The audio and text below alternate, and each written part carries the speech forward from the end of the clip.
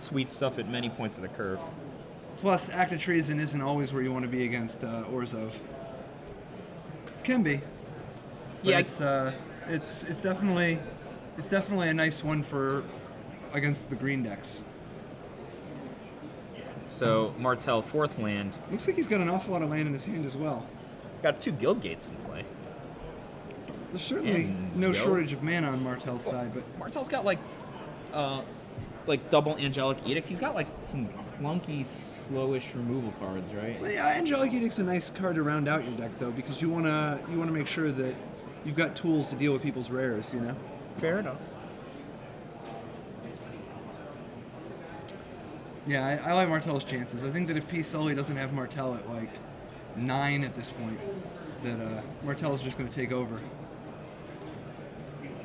Dude, I got hit with one of those, with that guy Yeah. at the Pro Tour and milled 10 cards. Win or lose?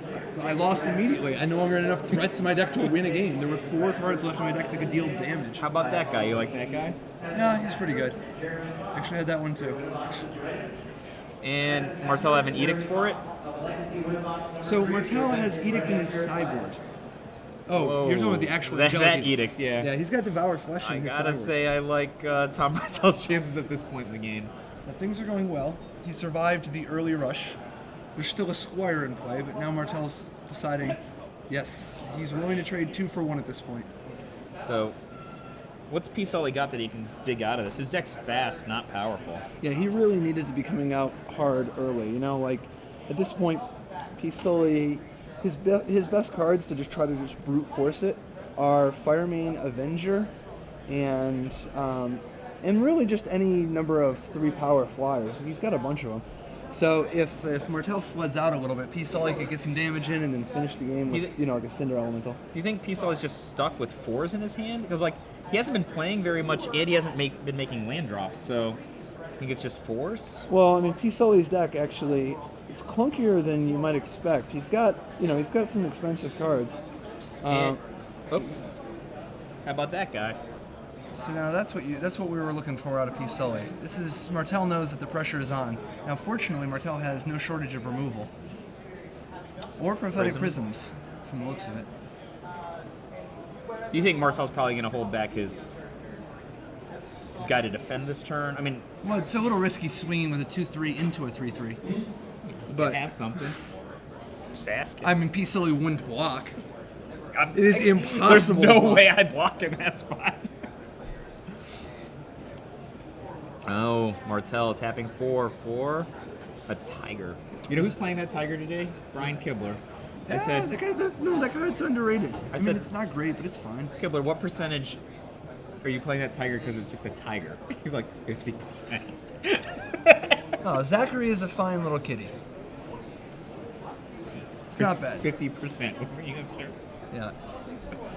All right, Firemane Avenger. Tiger, yeah, he likes tigers almost as much as dragons, I think. So, it's just like swinging for 3 here, no battalion. Oh, but we're gonna have Things some are getting real. big battalion next turn. Things are getting real. We said this is what P. Sully needed. That Firemane Avenger is just going to completely take over this game if it's able to attack with a full battalion. I mean, it's gonna murder the flyer, right? And Correct. And every turn it's going to helix another card until Martell's position is decimated. or face. And a Kingpin's Pet. So at this point, Martell knows he's losing one of his guys. His hope is that he can trade, eat both of Sullivan's other, non-Firemane creatures. keep and him at off least the battalion, yeah. Exactly. So P. Sully going into the tank for a second. He just has like a removal spell for the Kingpin's Pet. Like he's gonna swing with impunity here, though. He's got like a mugging or something. Well, there's still the Zachary Tiger. Whatever. He Well, trades that'll eat the bomber card. He's probably got another man. What do we got in grip? Looks like he's got a mugging, a combat trick, and is it Cinder Elemental? I don't know. All I know is that things are looking real good in P. Sully Town. So if he gets him low enough, though, the Cinder Elemental can just finish off the game, right? Correct. Although that might not be a Cinder Elemental. It's tough to tell from the angle here. Martell bins the Kingpin. And Is +2/+2? It is. It's gonna be a bloodbath. It is. Yep. Take out your flyer. Ting you. Wow. So And now he loses nothing. Actually, like- Martell's just dead if he doesn't have anything, right? Uh, Or you can use the tiger. No, 1, 2, 3, yeah, 4, because he can 5, block and 6, use the 7, tiger. 8, 9, 10, 11, 12, 13. And It's now, like 14 damage, right? well, He blocks there off. Okay, sure. yeah. So he blocks and uses the tiger and ends up at what, 1 or 2? Oh, Counting the Avenger. I mean, counting the Bomber Core. Yeah, he ends up at 1. then Martell has to play it out. He knows he has no outs, but he has to play it out to make sure that Sullivan doesn't know he doesn't have Merciless Eviction. so that was a pretty wild game, right? I mean, Martell was flooded to death the entire game. But you were still calling him for a consistent stretch there. Oh, things were looking real good for him when P. Sully stumbled, but we said the one big card that could really just take over the game for P. Sully is Fireman Avenger, and it did not disappoint. Dude, is the fix in? Paul Rietzel just shows up and magically gets the perfect Boros stack. Patrick Sullivan shows up, gets the perfect Boros stack. Look at the shirt he was wearing. Yeah. It's like, Yeah. don't ruin the story, Yeah. Joseph. We just got a ruling. It turns out P. Sully keeps a wardrobe with 4 shirts Yeah. just in case he has to play. You know, Boros, Gruul, Orzhov, Simic, whichever he needs to play, he just has the shirt ready. So, Pro Tour Charleston, not Grand Prix Charlotte. Pro Tour Charleston. P. Sully is playing a Ravnica block Team Pro Tour, and you know his teammates are solid players, decorated Magic the Gathering champions in their own rights, but you know also chuckleheads. So P. Sully has to Who get, are they, though? I'm pretty sure it was Adam Horvath and Eugenius. Sure. Right? So like P. Sully's in charge of getting everything together for their whole team, right?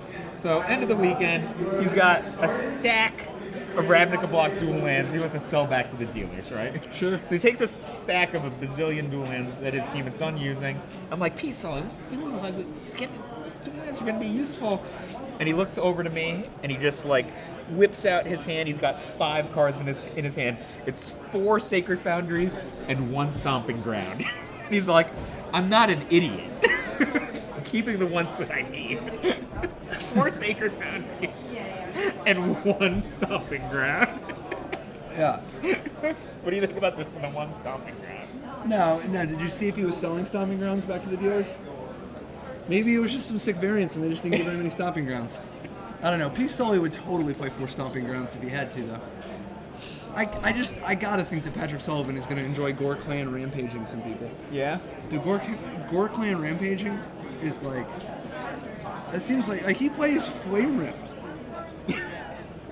Like Flame Rift. Gore Clan Rampager is like A Flame Rift that doesn't damage you. yeah, but it's also got a lot of other abilities. Like just being a 4/4. Saving your creature, being a 4/4 trampler, doing 1,000,000 damage by giving something trample. If there's ever combining with double strike. If there's any man that I've ever met in Magic the Gathering who does not care if his creature dies, it's Patrick Sullivan. When he first made his first Grand Prix top 8, attacking into a future Hall of Famer, the Morph, draw the shock to kill his creature that was going to kill his opponent. P. Sully's life total was 2. T or F? TRF? What is it? T or F? Oh, true or false? True or false? Dude, I have no idea. It's a true story. Okay, sure. Yes, we would have been killed with the shock. Would have said the shock killed his random 2/2. Ever since then, he's never cared if a man died in his service. Alright, that's fair enough. All I know is he likes to deal damage next turn as well as this turn. Yeah. But Boros Charm, that's like a perfect card for him, right? Like you said, he plays Flame Sort Rift. of. It's like a worse Flame Rift. Just nug you for 4. Yeah, harder on the mana. Nug both of us for 4 at sorcery speed. Maybe you can use some of that 4 life the 4 damage you're not taking. Put some Sacred Foundries in your deck. To pay Sacred for it. Foundry. How about a Plateau? What format are we talking about Flame Rift? Dude, I don't know. Probably Q. Now, is there any worse card than Flame Rift for EDH? That sounds I mean, so it's bad. like the beginning of your sentence. Can Is we there get any a worse ruling? card than Flame Rift? No, for EDH or for Commander. Can we get a ruling on? Are there any worse All right, cards? match. Tom Martell, Swamp, Patrick Sullivan, Mountain. Martell looks a bit flooded again, and as usual, Drawing an X-Tree. I mean, he is playing Lingering Souls colors. Like, yeah? that's true. That is true. I knew it. Oh no, P. Sully is playing 17 lands. Alright. Man, I was hoping he played 16. But I guess he's got enough of the expensive cards. He's got to keep it Got a lot honest. of fours. Yeah, he does. Is he gonna have like an explosive turn? He like, plays a bunch of stuff. Tom Martell presents the crypt. What is that guy? The frozen shade of sorts. He's like the gate guy. Yeah, and Patrick Sullivan mugs that dude. Gateway Shade, is that the man you're There are talking very about? few people as appropriate to cast a mugging as Patrick Patrick Sullivan. Sullivan. He's been casting mugging since long before the card was printed. Ooh. How do you feel about that card? Seems pretty good. Like the extort element, it's hard to really take advantage of the mana flare ability now that his shade is dead. But what's the high end of Tom's deck? What kind of expensive cards does he have? Or is it mostly just for triggering all the extort? Yeah, the Extort. He's got Assemble the Legion at 5, which is an extremely powerful card. Cast those Angelic Edicts. Yeah, Tom's actually not the best setup for P. Sully's swarm of small creatures. Tom's got some powerful cards, but he doesn't have a ton of great blockers. What do you think about Armored Transport? I think he's like kind of underrated. The guy just attacks, you know? It's pretty good in Boros. Yeah, he sets up Battalion. He has very low risk on his attacks. Yeah. I think most people play most of their armored transports in their Boros decks, or at least they should. All right, so Martell looks like he's starting to get some activity here. He's gonna have a lot of Extort ready.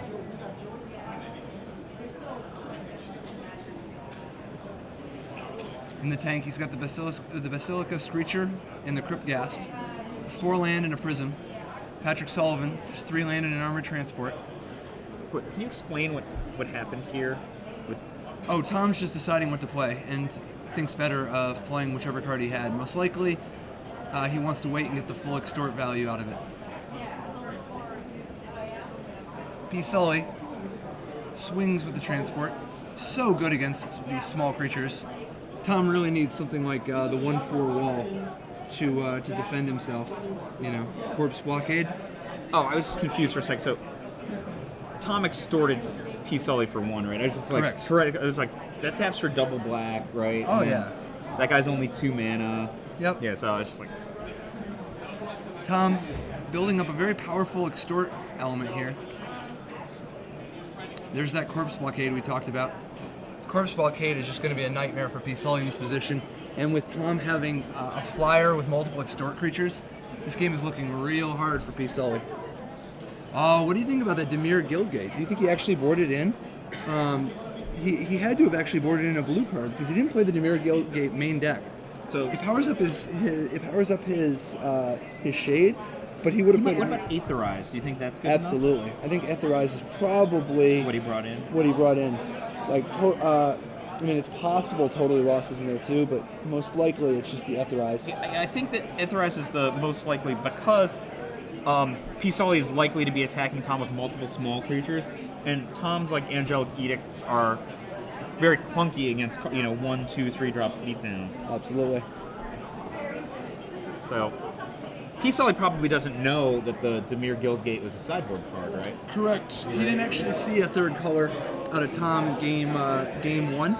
So the fact that he saw those prisms and now he sees the Dimir Guildgate, he probably just assumes Tom's always been Esper. So some future battalion might be getting set up here. Are these life totals accurate? 21 to 19. So let's see, 1, 2, 3, 4, 5, 6, 7. So that's probably a double extort there, right? It is. A double extort, a double swing. The game continues to slide in Tom Martell's favor. The fact that he just has as much mana as his heart desires, plus this extort engine. Crypt Ghast is really, really powerful, as long as it's not dead, right? Like, I mean, it's more powerful when it's alive than dead. That much is certain.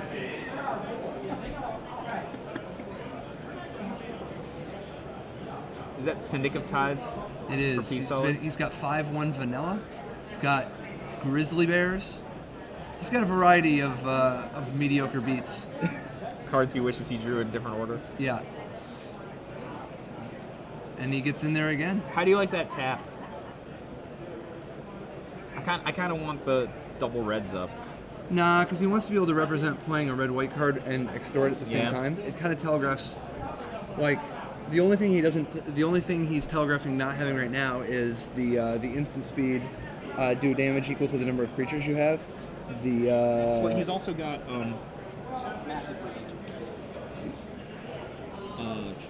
Scorchwalker. Yeah. Yeah, but he actually has Scorchwalker, so he's trying to represent not having it.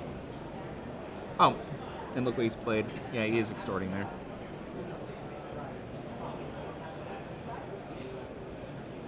And what are the odds? Needed a red-white card and extort. You have correctly evaluated the play. This is a pretty good spot for P. Sully for trying to make a move, but he's still so far behind. This is not going to be enough unless he picks it up. Like and this is a good start, but he's going to need a follow-up. So, Martial Glory gets an extort out of it. And kills the Corpse Blockade. I think, like you said, he's up against double extort on Tom's side, and Tom has just this like limitless mana given the actual cards that he needs. Tom isn't thinking about sacking, is he? Oh no. Wait, did he not have? Oh, okay, yes. Yep. So trades the bat to kill the Halberdier. Do you like P. Sully's position much more now? I mean, it depends really on how many spells Martell has. If he floods out again, P. Sully is going to be in a good spot, but Martell still has the advantage on power, you know?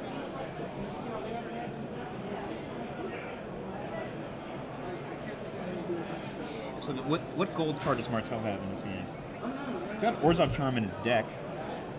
Could be Kingpin's Pet, Death Cult Rogue, Fortress Cyclops, Assemble the Legion. Chris Williams, if you are in the venue, your $10 draft is waiting for you. Chris Williams, please report to the side of the stage. For a second, I thought it was Merciless Eviction. So No. no, but it's not in his deck. So Tom Martell, plenty of mana, a Crypt Gasp, all his colors. Patrick Sullivan, Syndic of Tides, and Armored Transport, which is deceptively difficult for Tom to deal with. Now, this Dutiful Thrall is going to be able to brick wall the Armored Transport. it's just the most annoying card, right? Like Dutiful Thrall is very good. Patrick Sullivan's Syndic of Tides is going to be able to keep up with the Crypt Gasp. So, I mean, technically, the boards are more or less even, although Martell certainly has the advantage in power and life total. And his deck is more of a late-game deck. But Sullivan is far from out of it. And is this removal spell coming? Oh, this is important. Being able to stop that source of damage for P. Sully, plus it forces through some more damage from Martell. He wants to put Sullivan on as short a clock as possible. Oh yeah, he doesn't want Fireman Adventure to reappear and take the game back over. So now Death's Approach doesn't actually kill the Syndic of Tides yet, but it did allow the Crypt Gas to get in there. And it effectively stops it because the Dutiful Thrall could block at any point. Sure. It just doesn't deal with the extort element of it. Patrick Sullivan, keeping Tom honest. Hey, doesn't that Dutiful Thrall have to tap? Yeah. That should be tapped. And that's the massive raid that we were talking about earlier. Massive raid taking out the Crypt Gasp.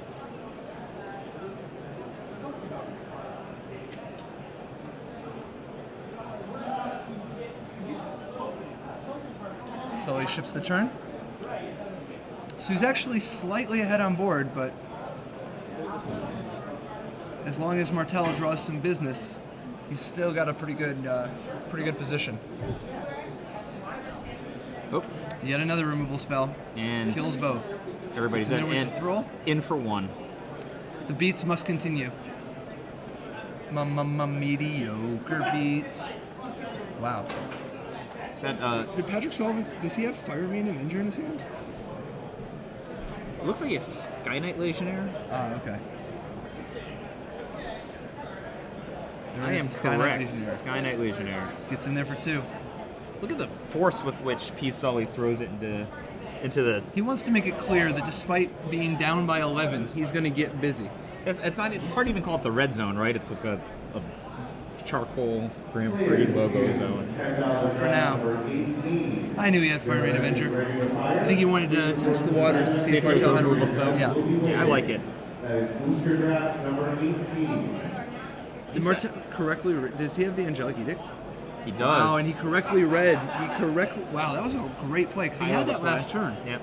Wow, and he waited. Good for Tom. That was a very disciplined. A lot of people, with the force that Sully swung into the red zone, would remove the spell that so fast. Yeah, a lot of people don't know this. Like, one of the main elements of his game that Patrick works on is actually his body language at the table. He plays aggressive decks, and he actually really tries to concentrate on telling a story while he's playing that will cause his opponents, affect how they play. So he drops the Sky Jack. Yep, the 3/1. Wow, this is unbelievably aggressive. Martell's got to have a follow-up, because there's no way he would swing if he didn't have a follow-up. Oh, perhaps his follow-up is the Etherize. He's pretty good. Ooh. I like that Denizen. Pod number 6. Commander pod number 6 here. Is ready to fire. Please keep Denizen? that stage. Your judge is waiting. Now, what do you think about Tom swinging here instead of just staying back? 'Cause it seems like he could have extracted got more an value out Etherize, of the Etherize, though. If he would have waited 1 turn, he takes 2 damage, but then next turn he gets 3 creatures instead of 2. Yeah, I mean, this isn't even going to do anything.